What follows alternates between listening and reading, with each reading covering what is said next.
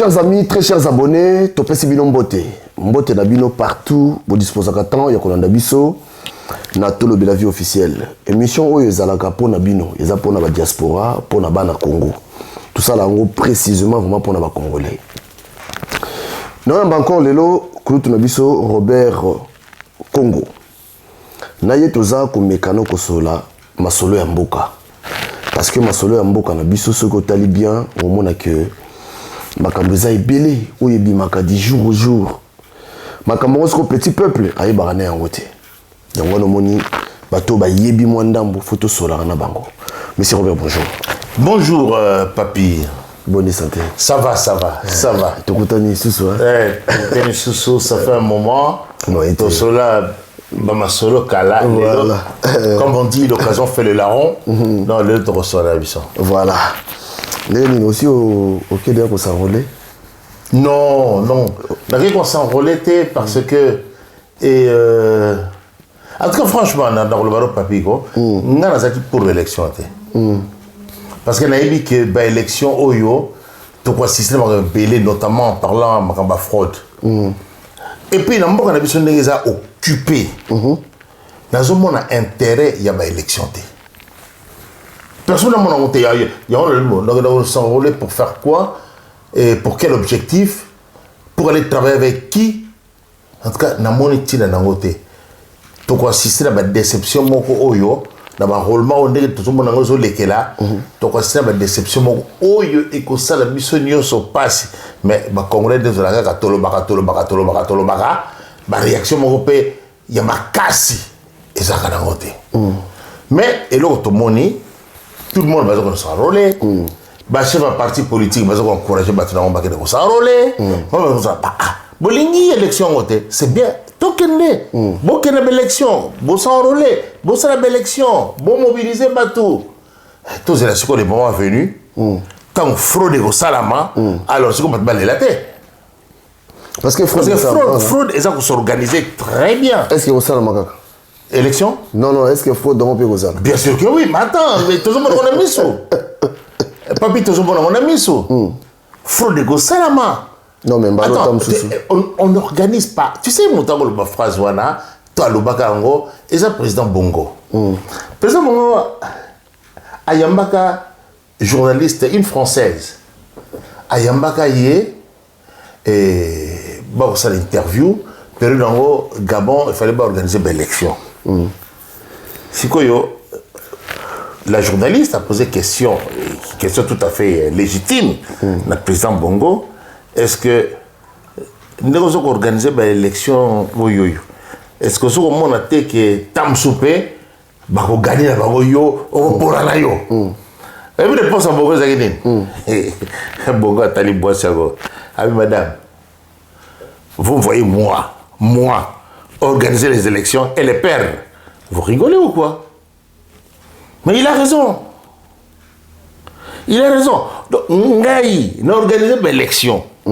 Nazana mtu mboka na tiba mbongo ya trésor public oyo ngana za ko gérer parce que enfin on ngana zo gérer ngai c'est-à-dire que batune ba géraka et ngam na ko pesa mitindo tout ça na organiser l'élection wana pour la na organiser l'élection pour la azana mtu ya mboka président n'existe pas.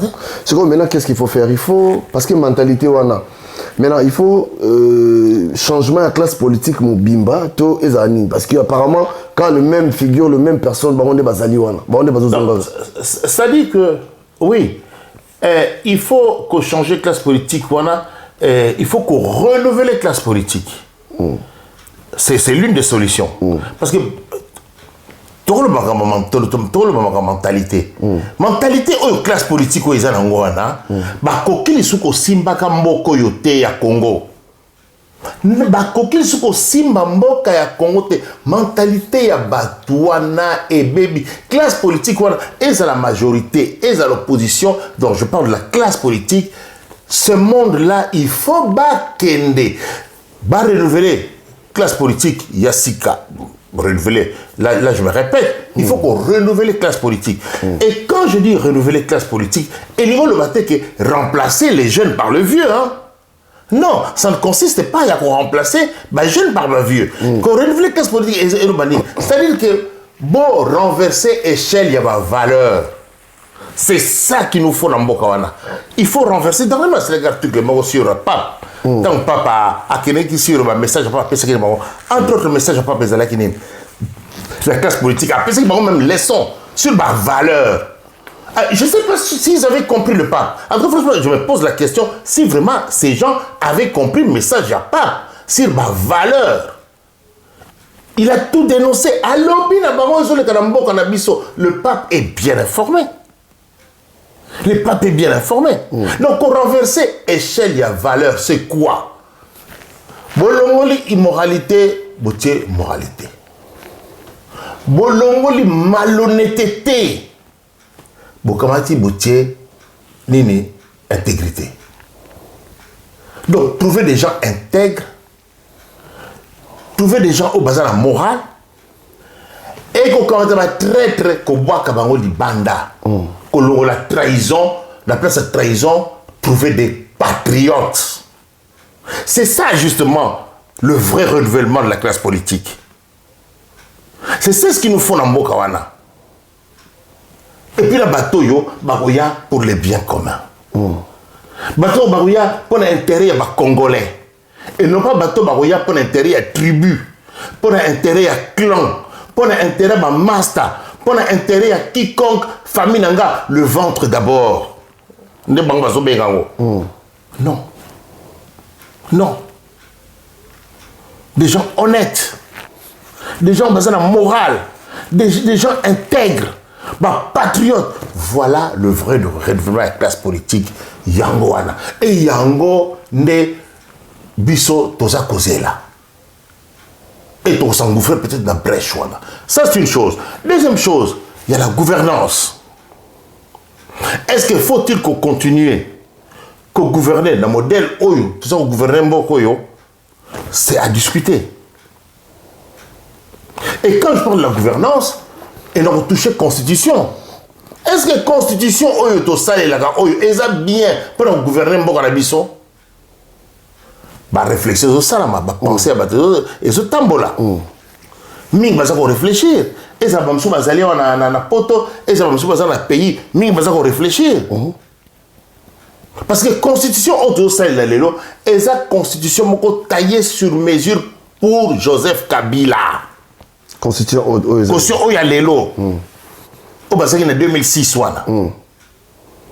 Oh ben la Belgique et puis il y a Paris je me souviens qu'un jour en gros na Sénat parce qu'à l'époque comme il y a Moutonge Kimingai azalaki wana azalaki ancien sénateur à Koufa français wana azalaki la congolais bakosala ba travaux wana pona bakota à 9 h les gens sont pointés à 11h30 parce que ils sont allés cuver leur bière pardon à Pongi puis madame Guitare enfin bref constitution est Zamabe. Constitution est à Sun City et Zamabe. C'est comme ça, Constitution et ça n'importe quoi. Tout le monde dans le bloc de transition 1+4. Après tout comme Kabila dans l'élection Oyo Yibaki. Constitution go sokotali. Dans l'article Oyo c'est taillé sur mesure pour Kabila. Constitution il faut qu'on change en go. Les Congolais ont souveraineté. Il y a des gens Bazali Bazali réfléchir sur Yango. Bazali. Mais pour changer Yango avec bateau Bazapé la tête en Mboka, est-ce que ça va? Non, papi. Il faut changer la constitution. C'est-à-dire qu'on sait la constitution, ce n'est pas ce qu'il y a un monde de gouvernance. Il y a la question. Il y a un monde de gouvernance autoropona. Est-ce que tu as la sorte il y a gouvernement de la collégiale, c'est-à-dire que au lieu de réfléchir sur Yango, dans le problème, est-ce qu'il faut que ça la sorte, il y a une collégialité moko au bakozua groupe il y a pour que diriger moko wana o ba tourner et puis n'est seulement en Angola dans 75 au MPLA a sali 3 mois à pouvoir FNLA a eu 3 mois à pouvoir UNIT a eu 3 mois à pouvoir na période de transition avant indépendance de la proclamation officiellement Angola ba sala ki yango. Est-ce qu'il faut que procéder nengona ndenge ya collégialité que un Congo azui panaboy atiki un Gala azui panaboy atiki un Luba atiki et un Swahili panaboy atiki non tout ça c'est ça ma réflexion le but qu'il faut se rendre non ou alors bon monsieur Basako Bani tout que le fédéralisme c'est-à-dire le fédéralisme oyo chaque province pas les 26 provinces wana les 26 provinces wana c'est du n'importe quoi c'est du n'importe quoi. Ce sont 11 provinces et que ça l'a bien. Pourquoi? Parce qu'on fait facilement. Il y a une province où il y a beaucoup de gens comment? Parce qu'on gérait mieux nos provinces. Il y a 11 que comme 26. Parce que sur le nombre de provinces, à l'époque, il y avait 11 provinces. Province, il y a Bazaïr, province à Ozaïr, province il y a Équateur, province autant de tignos aussi ici. Les autres, 26 sont autant. Donc c'était idiotie parce que il y a plein de balkanisation. Ok. Bah, c'est là qu'ils ont exprès pour nous séparer. Parce que l'objectif, il y a Joseph Kabila avec ma mentor Naye, et Zaki, il y a la balkanisation avec tout ce qu'ils ont fait dans l'Est. On va parler de l'Est. Ezaki fait, parce que pourquoi émietter pays à niveau non? Na l'obité que les Congolais comprennent qu'ils ont été Congolais comprennent mais comme les Congolais on se corrompus, personne ne dira rien. Le fédéralisme, donc parce que mode de fonctionnement on a un fédéralisme après indépendance et bandako salama ozomona que par exemple Congo fédéralisme c'est-à-dire que boza autonome. Chaque province a son autonomie. C'est-à-dire que vous avez un gouvernement provincial, vous avez l'assemblée, vous avez la cambre, vous avez la gestion, vous avez le compte à rendre du gouvernement central. Mais l'économie, c'est vous qui gérez. Vous avez la cambre, tout, textuellement comme ça se passe dans les États-Unis. C'est aussi une réflexion. Mais il y a un État unitaire. Tout État unitaire. Mais État unitaire, pour Nangaï, État unitaire, lelo, toza kokokate.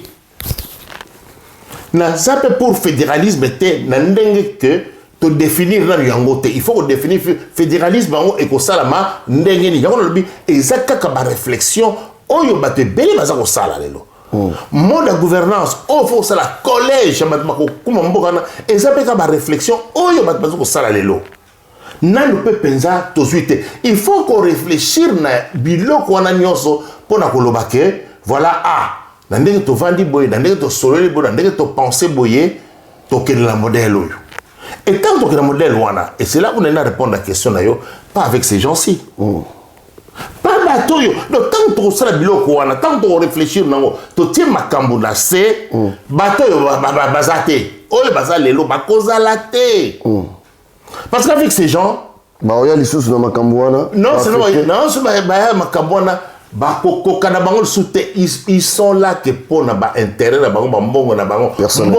Et pour ça, la bango sous et l'eau comme côté, basi yibi na bango pe parce que yiba na bango donc bango intérêt en boka et tali bango te. Nous battons au travail na pour. Tu peux dans le solo à est. La situation dans l'est du pays. Et avec le M23. Nous avons d'abord, mais nous répondre à guerre est ils ont guerre normale, ils ont guerre politique déjà. Non, ils ont guerre normalité. Ils ont guerre on va imposer biso parce que guerre en haut, ils ont un objectif, c'est quelque chose de politique. Ils ont imposer.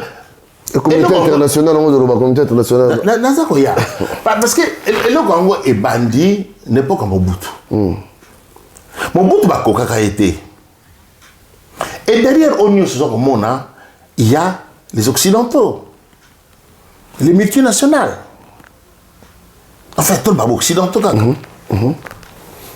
Bon, tant Mobutu tellement assimilé que Mobutu m'a cassé. Ils ont fait tout à fait la mérite. Bakokate, bakoka Mobutu. Parce qu'à chaque fois, si on va bouger la rebelle quelque part, armée phase à l'époque, Bazawana. Parce qu'à l'époque, en Afrique, même Kadhafi à Lobango, alobi nan na mona armée makasi loko la phase T alingo boto la bini tant parce que le problème na Tchad bana na bunda pour na Tchad pour défendre na guerre ya kimingai na guerre ya Tchad wana et c'est les phases forces armées zaïroises dépêcher basoda kuna ba commando Mobutu Kadhafi alobi non bato baza makasi Kadhafi a félicité Mobutu mais lelo tala faire d'essai ce n'est pas que tu as basoda bien tu as basoda bien mais ça c'est autre chose dans une question là quand Mobutu avant de quoi malade Mobutu a dit que lemba c'est normal avec la maladie que les manzoto babali siko mijoter plan ma c'est le moment d'où babali ko lukasiko yo ba pays oyo ko servir bango comme babali ba kozala ko ba tremplin pour na bango pour ba sauter ba kota na Congo bazui kaka ba pays Grand Lac notamment Rwanda, Ouganda, Burundi bazui bango ba bidon tala Bill Clinton hein, donc les Américains na ba valé na bango ba français na ba belge parce que ba américain par politesse ba aucun mbalamu ko kota na Congo te ba passer toujours par Belgique comme c'est une ancienne colonie belge hein par respect de nga ba corps ba sila yo ko no sala boité sans quand même que hein oui ba ke ngam na za kolo mabele wana entre guillemets kolo mabele avec comme c'est na bango Mobutu malade basali obango basala ki ndenge histoire to ebeli yango ndenge lekaki babandi en août 96 ba ko longola Mobutu na mai 97 ba ko kota na Congo Makamnius et bandi wana tant Laurent Désiré Kabila ba bomi bato muso bazala ki na Laurent Désiré accompagner Laurent Désiré Kabila ba ki na nzela o bazako mona bango mo miso makasi bomi bango na nzela ba komi Laurent Désiré Kabila a signé bakor a signé kiwana après tango azui Congo batuni boni bakor alibila bango non nga bakor na bina signé ki on azaka na ki rebelle siko comme président de la République donc ba signature na bino na ezo engagé nga ité nga lelo na président de la République donc signature on a tout la rebelle on attend on azaki rebelle mais on a comme président de la République ba signature ba compte signé mo tali nga ité liwa ya Laurent Désiré Kabila et wuti et sikawana na ki ne vite hein Batant bomi Laurent Désiré Kabila objectivement ezaki ndenge wana déjà ça vous comptez en août 98 ndenge Laurent Désiré Kabila bengana ka bango wana ba tuti oyo o bango se ba valer na bango oyo ba c'est tout ba utiliser déjà pèse bango kanda ba bomi par lui non plan na biso il faut salama et plan il faut salama ba tianani ba ko tia mwana soi-disant entre guillemets il y a Laurent Désiré Kabila batiana pona ba exécuter plan na bango ya kokabola mboka wana mais moi on peut tant koti oui azako céder mais on céder peu facilement té azako peut leur ba caprice na ye ba okuta na bakanga déjà quand au makambo 2006 et baby avait élection Jean-Pierre Bemba azaki enfin fraude de Salamé qui va proclamer parce que moi les qui américains et européens va imposer qui va Kabila m'a gagné mais bah il dit très bien que swing on a les personnes qui swing on a qui monte à oni on a swing hier monte à Sala qui babilo wana va proclamer Kabila président Kabila asala bloc au va plan na basaki na bango Kabila sikoyo a combien on va comme ça parce que boya ba comme ça ba bon petit en tête allez ba va multiplier ba rébellion na est OK talaka so tali histoire ngo ba guerre et sala manande temps parce que yana 96 wana ba depuis 97 ndenge ba boma ba tout ba massacre tingi ba bomi ba continuer ngo ba créer ba rébellion ba RCD Goma Jean-Pierre Bemba a contre la rébellion a que ça la MLC à partir à Ouganda parce que il mentor ça Kagame hein a que ça la ba MLC na yeba tout ça ba groupe en Tanzanie belé kunda batoare batoare nyoso yo yebia histoire mais bangona nyoso bazaki na objectif pour ko déstabiliser Congo à partir ya est à partir de l'Est na biso. L'objectif c'est quoi? C'était que Panzambo Kawana, qu'on tient en morceaux. Parce que plan na bango, pour dépêcher Congo et bimi les lotés. Congo, la c'est la carte Congo divisé en 4 ou 5 morceaux. Mindele oyo ba occidentaux bango ba Kagame na yemo Kagame ko gagner biso. Impossible. Impossible. Mais ça Kagame te. Kagame baza ko utiliser ye.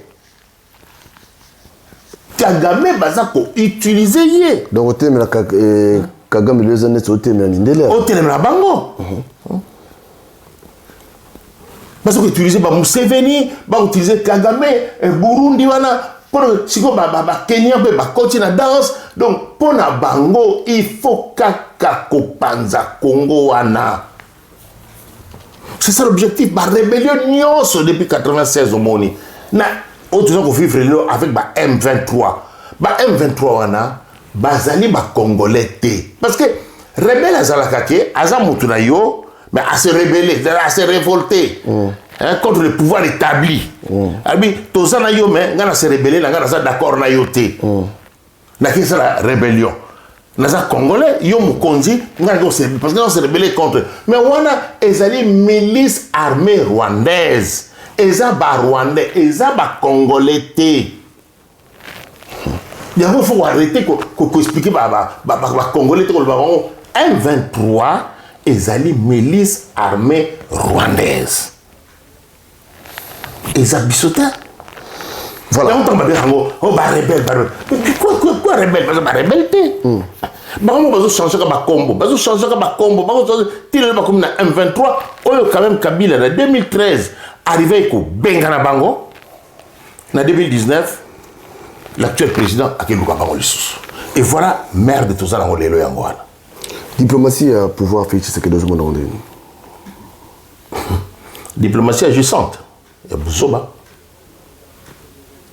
Bouzoba. Combien de voyages à Sassali? Beaucoup de voyages, plusieurs fois voyagé. Bah, pour quel résultat? Tout le monde dedans. Bah voilà, réponse à moi. C'est bien beau autant au Kendeo, Matao, Kitao, Salabo, mais au Kendaka, Kosalanine, et puis tant aux Zongaka. Compte rendu nini au Randaka na peuple. Aucun au salani, comme investisseur. Tout le monde est investisseur en Boka. Tout le monde est investisseur en Boka. Il faut dire les choses comme elles sont. Tout le monde est investisseur en Boka. C'est comme un voyage, on se retrouve combien de voyages à Saliwana et servir Mboka na biso na nini. Si vous échangez forme et comme pas une zokede, aux autres là, au funda Rwanda. Mais non. Chef allait la rendre wana te. Chef a réagi saka. Au beti na beti. Au beti na beti. Tu sais. Parce que yo ozo mona baton na baza simate. Yo ozo mona Kagame. Kagame na beti avion na biso su coffre na ekwe. Attends. Mon bout au salé wana. Hein? Laurent Désiré Kabila, Brazzaville a Megakati. Ah bah oui. Azong c'est là bango. Ah, ça soit Katsakamba ou Yosenga pardon. Ah oui. Ça soit Katsakamba ou Yosenga pardon. Mais yo, bah comment dire, avion na biso ba salinde ngwana. O vandi na yo. Comme si derrière, au jour d'avion sur mon pepa, ok. Mais non, et ça la magaté. Quelle diplomatie? Le Tundra à l'Oba na tanga déclaration le Tundra le bique Rwanda allié armée moko ezala faible. Armée na biso sali ba farle c'est bazala faible. Mais bon ça conscient nango que Kagame allié armée moko faible pour asala oyalingi. Mais bien pour ça qu'on réagir tellement car discours. Mais non mais force et force. Tu sais Kagame a eu un langage à force. Kagame ma diplomatie wana badmini. Kagame est allié. Il s'en fout dans ma discours Rabino. Il s'en fout éperdument. Il y a l'ingito mais qu'il y a un rapport de force. Il y a un bêtis. yo beso za mobali beta wana totala na siko ba force mais yo zo que le relaka partout oh Kagame zo ba agressé Kagame zo ba agressé mboka nga Rwanda balingi Rwanda botel nga likambo yo il y a quelques jours azaki pa l'actuel président oya uteki wana na nini na Comores parce que comme président ya Union africaine akenda so le laye kuna Kama Rwanda non comment nani tenabi akile le kama Rwanda kaka akenda o le laye kuna yo sa vie na ngai tala makamna ko vivre so comme président Union africaine tala boye ngana lingi paix mais non un président ne parle pas comme ça. Et pourquoi il n'a pas Macky Sall? Pourquoi il n'a pas Macky Sall? Donc le papa type on a comment? Non, Kagame a une force, mais bon, quelle est la force? Et puis, il y a un temps comme Kagame, 1-23, et pas d'abunanga nakuna. Ouganda Zawanati. Et pourquoi tant comme il y a Museveni? Parce que Museveni a ça. Museveni, enfin en parlant de pays, Ouganda, Rwanda, Burundi, Kenya, Batola Nyoso, Balingi, Congolais. Mais je ne sais pas, en tout cas franchement, autorité la biso, dirigeant congolais, yebi yango teke bato balingi biso te. Attends, même moi dans mon cas, dans 6 ans, 7 ans, yebi ke bato wana balingi biso te. Pays frontalier na biso, voisin na biso, mingi balinga biso te. Y compris Denis Sassou Nguesso, alinga kalso congolais la biso te. Attends, est-ce que yebi yango te? Il faut qu'on m'attende à toi pour comprendre que bato wana voisin balinga congolais te. Et si moi, du peuple, on continue à souffrir, nous allons souffrir pour la politique, aux intérêts personnel. Et peuple, ango, Azawad. Alors, monsieur Robert, tout le monde parce que à un moment, ça me dérange un peu. Congo, les Zamboka, sont talibans, les Zamboka, moko, intellectuels, bazamo et belé. Mais, c'est-à-dire, bazo bandi ba diriger batamayele.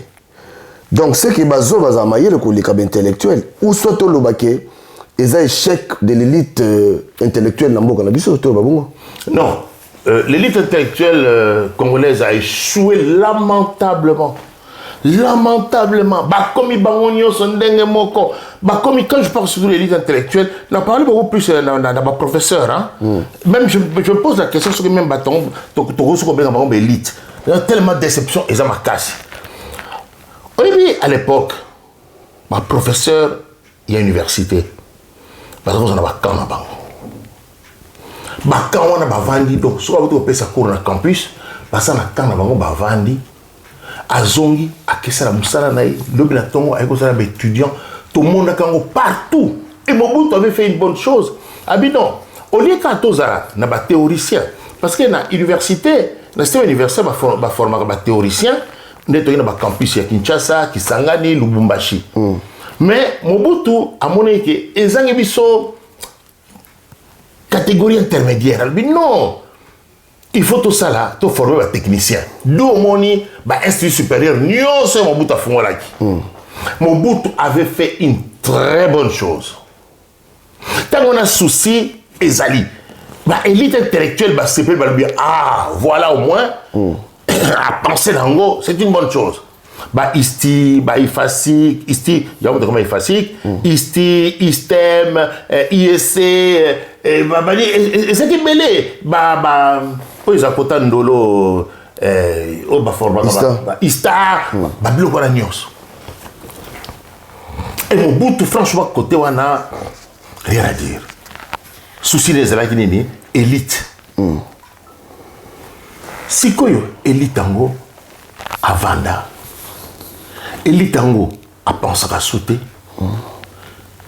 Élite tango, à comment le là, Moutou-naye, comment ensorceler, je ne sais pas, on a utilisé le terme nyonso. Donc, l'air moko, on comprendre.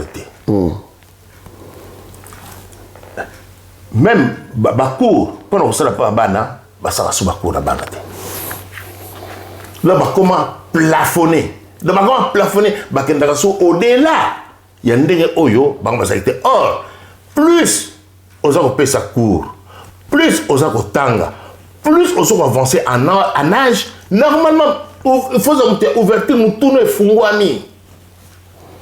Mais on assiste à un effet inverse, c'est pas un soi-disant universitaire, que plus ça pousse en âge, plus ça a l'expérience, on dirait serveuse au Karamana ou Malé Malem. Si il y a un mot intellectuel, il faut faire très attention à terme.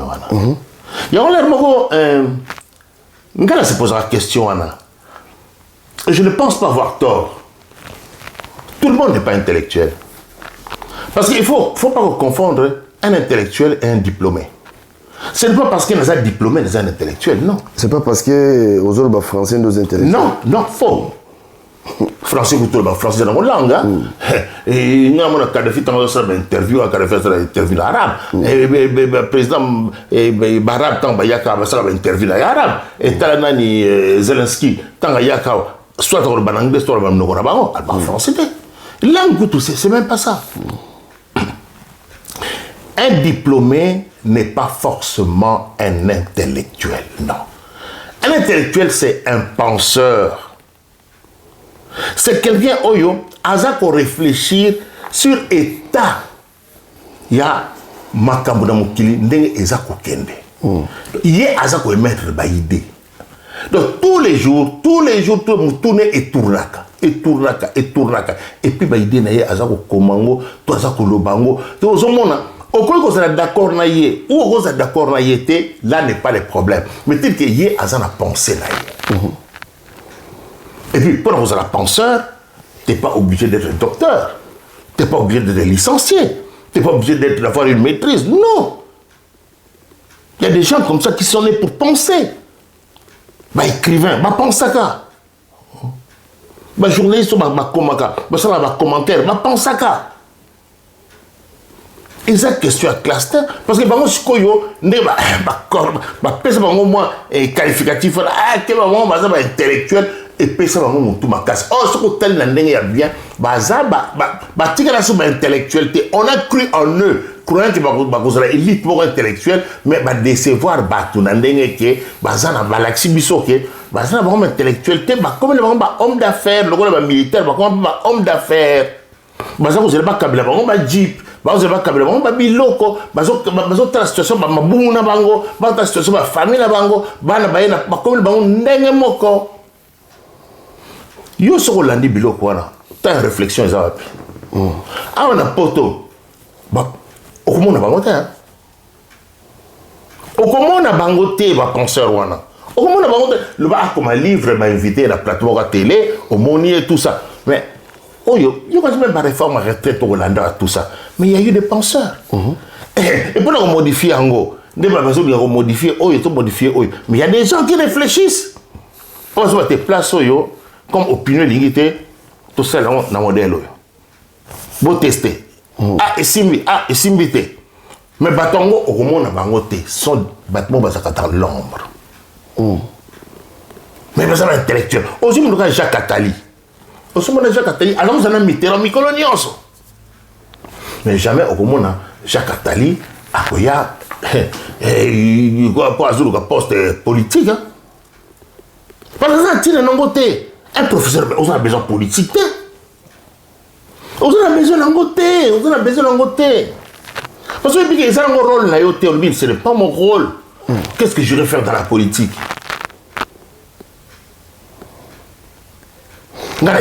Professeur Nabiso, professeur Nabiso, parce que c'est un professeur congolais à l'époque. Un professeur Liao, tant mon bout pour une raison privée, à Botola qui est ministère de la Justice. À lui, en bon, il y a une zone, donc on peut se cours à l'université. Mon bout à Botola, il y a ma voiture, à ça, on m'a tafoula, étudiant. À lui, moi, Rôle Langa, et ça y est, tant que c'est former l'élite congolaise, zaïroise à l'époque. C'est ça un intellectuel. Un intellectuel, et ça va tato tout ça comme on a wanate. On va se dire que jeep. Bah fandi pe na liboso ya parlement na batieli bango ba ce que ba parasoleil ce que ba nini na ba fandi ba uzela so nga jeep na comme l'air dit. Non, non, un intellectuel avant na laboratoire. C'est-à-dire quand je parle laboratoire, forcément pas ya chimie ou physique. C'est-à-dire même na bureau na na ndako na ba tout ça. Mbokola parce que Mbokola a vécu ça ici avec une école de hautes études en sciences sociales. À ça, le bureau à Mbokolo. Où Mbokolo, il réfléchit, il écrit ses livres en tant que penseur. Voilà le rôle. Il y a un intellectuel. Sikoyo, tout comme madame. Élite intellectuelle est échouée lamentablement. Bangon de Balion là qui ça société. Non, mon condi, aux autres on va voir. Talaboy. Talaboy. Telle situation sur tel plan, telle situation sur tel plan, telle situation. Avant de passer dans le plateau de télévision, dans la radio, dans les journaux, Aza Koloba, na ndenge yaza ko penser mboka ndenge o kende là. Est-ce que ça là kobanga? Kobanga, ba comment ko somba bango, il faut ba sombio. T'as bien matériel. Pouvoir à penser, nyoso et que ba boto lui angoti. Donc, ça veut dire qu'il faut penser, au moins penser bien sûr, bien sûr. C'est déplorable. Bien sûr. Mais tellement Mobutu à l'époque, ça a tourné la banane. Mobutu à l'époque, ça a tourné la banane. Que des penseurs à l'époque, parce que maintenant, ils ne vont pas penser. Ah oui. Aussi, il y a chargé de comptabilité à Mobutu. Comment il s'appelait encore premier comptable zaïrois à l'époque. Comment on est Kiminga. Mais tu vois, est-ce que nana mona ili banda? Nana mona ili banda. Mututa ya? Mututa mona yi. Parce qu'on peut ça cours dans Enda, École nationale de droit et d'administration. Oyo, tu sais qu'il dit le père Azalaki responsable. Parce qu'on peut ça cours à l'université. Ma professeur, au commun ka bango, au moins bango te, parce que la kate. Tala lelo to comment la banane. L'élite intellectuelle a échoué parce que Azana makansi mogote, Azana plan mogote pour changer la société, a piqué peuple à souffrir, Azana responsable de la souffrance à peuple yépé, Azana aligné peuple Azana viwana parce que Asali Azana comme complice n'a pas autorité à Mboka parce qu'on faire souffrir le peuple. Monsieur Robert, makambo zoleka na Congo lelo na évité Tobengango fanatisme, na évité Tobengango, na évité. Je me souviens encore na période il y a Mobutu, plutôt il y a Kabila, récemment grand Kabila oyo. Monseigneur cardinal Mosengo, que son âme repose en paix. À sa déclaration, il est temps que le médiocre dégage. Je crois que tout le monde, surtout bataille de pèse, c'est Pela qui a.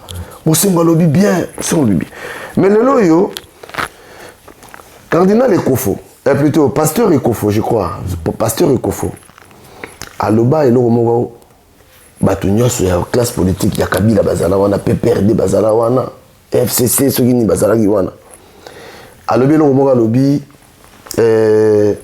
à ta centimètre, mon quoi, ma belle mboka na biso, tout va s'épelaki. Mais le loyo makambo ya mbongo à lobby. Pour nini et créer problème makasi boy ba ko bimise même non moni Kabila keba azarana mwasi na yo akoma makango mwasi na yo. Pourquoi problème ya mbongo komi makasi boy pendant que oyo ba mosengo ba lobaka les grands normal.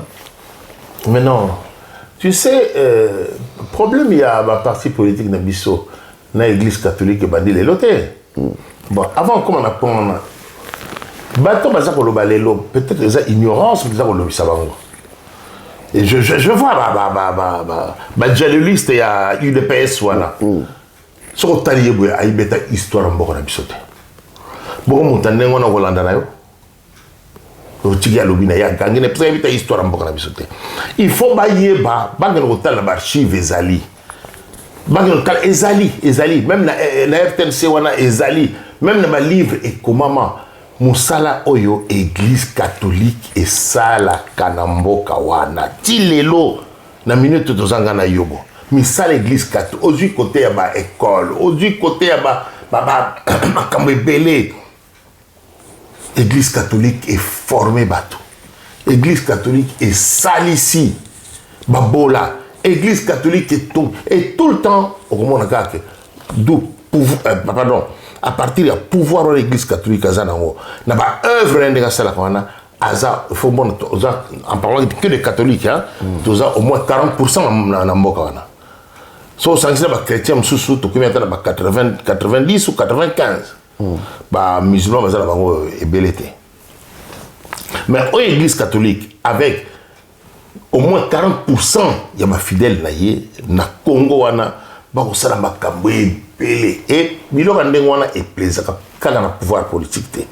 Parce que il conflit entre église et pouvoir et les lotins et on a vu Malula avec Mobutu, on a vu Mosengo avec Mosengo na bakabiliste. Oui, aujourd'hui sikoyo Félix Tshisekedi UDPS pardon, UDPS na Ambongo. Donc aujourd'hui même tant Kabila avait et Tchao na bosene Tchao le cardinal. Ba mena epé guerre na bakabiliste. Et ça on toujours. Mais oyo likambo nani alobaki et Mosengo alobaki il est quand même médiocre. Ah oui, mais enfin, ça va médiocre. À considérer. Et tant Ambongo a lobby que ce peuple-là, ce peuple qui est ici devant vous, Saint-Père, souffre dans son corps et dans son âme. À considérer. Ambongo a cause que ce peuple-là souffre dans son corps et dans son âme. Il y a aussi papa mon qui a voté. Si quoi vous venez au Canada en bon, vous connaissez et puis pape a qui parti politique, pape a qui gouvernement, pape a la mission pastorale et sociale. Et mais bataille de pèse mais et le ça bango. Franchement, c'est là où les mots on se poser question sur qui bateau mi tout na bango et c'est là normalement. Vous êtes des médiocres, vous êtes là quand nani émotion maboko. Bangote, tant on a ni pasteur Kofanobaki, beaucoup soit même 1 cm, la mission attend calé to robot là 1 cm wana. Ba betra maboko te. Et bon lelo, ba lobby oyo peuple azako vivre, beaucoup batmabe, bolongo luka cardinal na bino. Bolongo luka église na bino. Bolongo luka église na bino. Oyo bi combien de baba combat, il y a politique au église catholique et mené na mboka wana. Batma kufa. Mais il épaisse les lots. Soit on a pouvoir. C'est grâce à qui? L'église catholique. Alors il y a des bandits. C'est des gens qui ont même histoire. Il y a un peu de l'église catholique a tellement la Kabila. Les lots, il y a des personnes qui ont le pouvoir. Kabila, lui, non. Ngana zula ngate mais nakamati moto na tia pazana yuma de lo comme bill malheur tout ça on a il est pas fou la minoko mais ils doivent tout à l'église catholique mais col bango batanga président na bango il Tshisekedi atanga na tumba eza kola UDPS il est pas tonga tumba. Mais ça on tonga tumba. Ça on tonga tumba et pas une na bango président na bango à ça tina sur la 3e année secondaire sur 4e année secondaire. Ning bazawana batange pa wapi. Quel est la kasai autant ba missionnaire en parlant de l'église catholique, ndenge ba travailler kuna, il travaille bien. Ngana yebi na yoka histoire ya papa leki na ye nani Mulumba leka Etienne Tshisekedi tant azalaki na Kananga mais c'est un type qui travaillait bien. Il travaillait bien. Asa catholique donc comme le yanga na même mutwana bolibo yanga na même mutwana ambongo asali biloni ambongo aza pona parti politique te, ambongo aza pona UDPS te, ambongo azali pasteur. Sango aza pasteur. Quand quelque chose ne va pas, l'église est tout à fait dans le rôle à l'obake. Oh, la société est comme marché. C'est dans son rôle. Maintenant, un rôle, il y a l'église, la société. C'est facile de dire que l'église a s'occupé de l'église, l'État s'occupe de l'église. Non. Donc, c'est même l'église, on a que Bacambinaye, Bafilène, Naye, ça va souffrir. Donc, à Karabunoko, parce qu'il y a l'église, tout ça, l'État. Non. Non. Non, parce que il faut qu'on applaudir Bango dans les camions. Même si c'est le Zoba, bêtement beau. Même si les camions, c'est bêtement beau. Et là, IDPS et Lingi va applaudir ça Bango du matin au soir, du 1er au 30, du lundi au dimanche. Donc, Bango Kaka. Tout au bazo, ça là, ils ont bien. Mais Kaka, les locaux, 4 ans, l'élection au bazo, on est en décembre. Tout le monde bilan à Bango, tant que Banda, pas ce bilan. Pas ce bilan. Attends, et là, comment on va salir de le pouvoir? Oh, le peuple a dit, ah non, mais pour la Wana, d'être Bangout. D'être Bangout, unité, en tout cas, unité Bangout, à Tikabiso, la Congo, la Zaïre, en tout cas, franchement, c'est mis Bangout, voilà. Baye, Bisabiso, les leçons qui m'a accueilli, en décembre, Baye, Bisabiso, et là, qu'on va tirer la biso, Oyo, peuple va nous cancer la Bango. On a raison, mon amour. Quel maille pas wapi? Quel autre à Kinshasa, papi, aucun à Kinshasa? Bah, tu vas faire un baline, Babylon, Baligno, et on est besoin de Babylon. Il y a un maille, forage. Au peuple, Kinshasa, comme terrain, forage partout. Il y a un autre bien là. Nous, on n'a pas connu ça. On n'a pas connu ma forage à Kinshasa. Régime de ces années, on a maille, robinet, on a fourré maille, et c'est de l'eau potable. C'est de l'eau potable au Doromé là. Alors, à partir de temps de l'élection, on a tout kaka bo pe suka eloko moko non c'est là eloko moko oyo biso ce qui bino boké to kanisa la bino. Muta pe sa réponse. OK. Voilà. Pour te dire ça, monsieur Robert, pour éviter la balkanisation dans Mboka na biso, qu'est-ce qu'il faut faire? Parce qu'il y a l'Iro Makambo et autres qui ont déjà, parce que ça sent déjà mon vendeur le biawa, pour exemple, comme quand on partout sur le baga, non, Rwanda, on dirait balkanisation, mais ils ont déjà en cours de téléchargement. Mais la balkanisation est en marche, papi. La balkanisation est en marche. Ozomon a sikoyo, na ba accord oyo, parce qu'on peut signer na Luanda, parce qu'on signer na Kenya. Mais ils ont biloko moko na la tangango. Assemblée nationale ba biso to Sénat ba biso so ba ngoma tanga ba accord wana oyo ba kenda ko signer ndenge akenda ko na EAC wana. Parce que to kenda likamba EAC wana. Communauté d'Afrique de l'Est. Nani asi atanga ba accord wana oyo Félix a signé? Personne. Il m'a pas signé. Et maintenant, on va accélérer. Avant l'élection, on va accélérer. Si on peut Félix a regretté, il a signé qui? Je pense. Donc c'est comme si on a signé pour le peuple. Le plan de balkanisation est en marche. M23 Bazaliwana.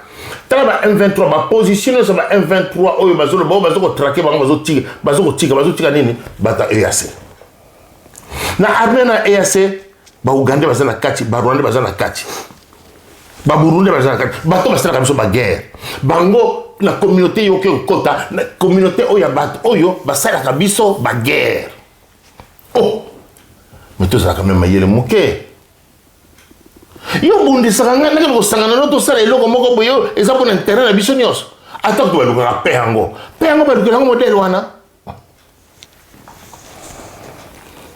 et ça attaque communauté à pays Afrique centrale na pays est pourquoi na pays est ba to ba ko mener biso combat et puis ba yebi ke ba juillet pour finir ba biloko moko ba kamati allez yo M23 longo ba kende kuna M23 biwi ngana kende kuna ma condition awa na ngo mona mutafar de CD et ya se faisala bona tiki oyo bazo zo mboka mais bazo tika bata EAC na bamboka partout na bazwa et si comme ça ni bazo se répartir sikoyo bon Uganda alobi bon ngana ko tia batu na ngai bako contrôler kotoyo tel village tel village tel village tel village Rwanda ngai batu na ba contrôler tel village tel village tel village tel village Burundi moko Kenya ndenge moko ba FARDC bazawapi nulle part bosa sous la maîtrise il y a terrain na binoté il y a territoire na binoté est-ce que ma bino nazo appartenir sur la bino non et jusqu'à ce que toyoka ke et comme ba territoire autonome bazo senga autonomie na bango mais c'est ça la balkanisation bazo tampon wana mais exact la balkanisation la balkanisation papi yo zana ndako na yo mutaya kote ndako na yo avandi akamati chambre barbalalaka akamati atie mutu na ye chambre mbale atie mutu na ye chambre bisa atie mutu na ye yo na salon alobi non yo zwa partir na cuisine ndako ngeza suya yo voilà l'image c'est ça l'image c'est ça et Dieu merci batu ya est franchement moi je leur dis bravo bazako bunda bamai bazako bunda soki bata est bazaki na mentalité ba quinois c'est si là et c'est si là mais bata est bazako bunda baza pe na ba leader lokola ba docteur Mukwege baza wana pe baza na notoriété beaucoup internationale donc baza penza koloba penza ke biso to lâcher te Babi Mukwege butaza aventurier n'importe quoi bazo le Mukwege baza monté occidentaux nani ngwa sa bima président d'Afrique sans encore ya bato tangela na président mo ya Afrique oyo abima azala président sans qu'elle soit soutenu par occidentaux alors quel moteur occidentaux nakanti kutu courage Mukwege alobelaka ba occidentaux awa nakanti kutu oyo biso mo konta ko lobango na occidentaux ta awa kokate tant ba déclaration Mukwege ma intervention na ye c'est du n'importe quoi n'a pas compris la question ça lui il est pour les occidentaux il est pour quels occidentaux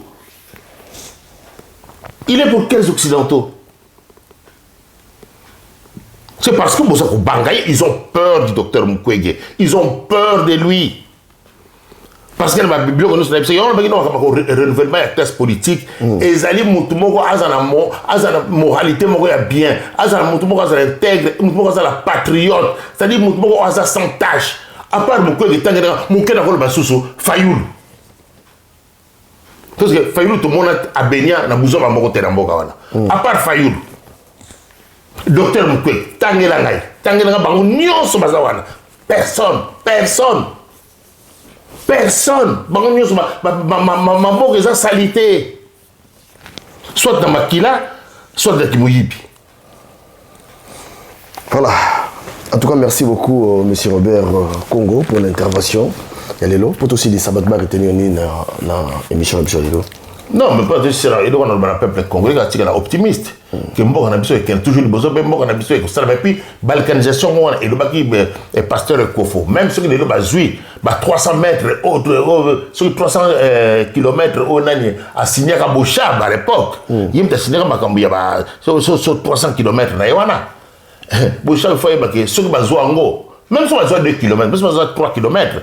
Tokoboto laka yango Congo et kozonga na intégrité territoriale na yango que peuple congolais se décourage et le quand on peuple congolais il faut peuple congolais ayeba ko dénoncer ba makambo ayeba ko loba le Congo appartient à tout le monde le Congo n'appartient pas que la bataille IDPS non ko banga bango te makele la pamba na mutu il y a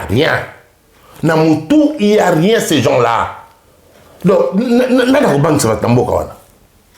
Yo banque ça na mboka nanga, parce que na pas au sommet na capital. Capital on se trouve à ça même pas 10 ans la capitale.